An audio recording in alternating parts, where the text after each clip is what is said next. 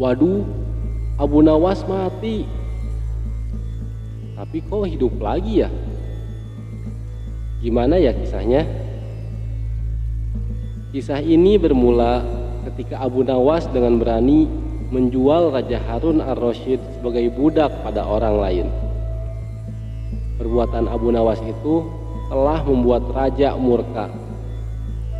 Raja memerintahkan para prajuritnya untuk menangkap Abu Nawas.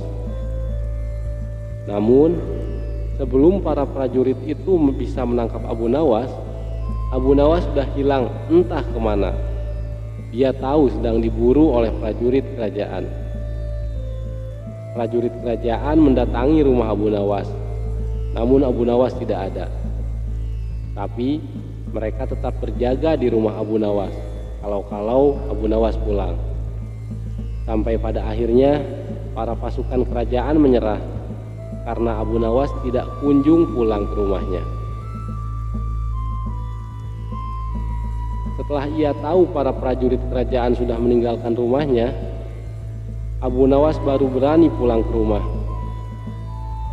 Setiba di rumah, istrinya menyampaikan bahwa tadi ada pasukan kerajaan yang sedang mencari Abu Nawas. Abu Nawas pun bercerita bahwa dirinya telah menjual Sultan Harun ar-Rasyid menjadi budak. Sang istri kaget dan bertanya, "Mengapa Abu Nawas melakukan itu?" "Kenapa kau lakukan itu, suamiku?" kata istri Abu Nawas. "Supaya dia tahu di negerinya ada praktek jual beli budak, dan jadi budak itu sengsara," jawab Abu Nawas. "Sebenarnya maksudmu baik, tapi Baginda pasti marah. Buktinya para prajurit diperintahkan untuk menangkapmu," kata sang istri. "Menurutmu apa yang akan dilakukan Sultan Harun al-Rasyid kepadaku?" tanya Abu Nawas pada sang istri. "Pasti kau akan dihukum berat," kata istrinya sedih. "Gawat, aku akan mengerahkan ilmu yang kusimpan," kata Abu Nawas. Abu Nawas masuk ke dalam. Ia mengambil air wudhu, lalu mendirikan sholat 2 rakaat. Lalu berpesan kepada istrinya apa yang harus dikatakan bila Baginda datang. Tidak lama, tiba-tiba terdengar suara jeritan dari rumah Abu Nawas. Para tetangga seketika berdatangan. "Suamiku mati, suamiku mati," kata istri Abu Nawas. Kabar ini pun segera sampai kepada Raja Harun ar-Rasyid. Sang raja sungguh tidak menyangka mendengar kematian orang yang baru akan diberi hukuman mati itu. Rasa iba hadir pada hatinya, dan kekesalannya pada Abu Nawas luluh. Bersama beberapa pengawal dan seorang tabib, Baginda Raja mendatangi kediaman Abu Nawas. Tabib segera memeriksa Abu Nawas.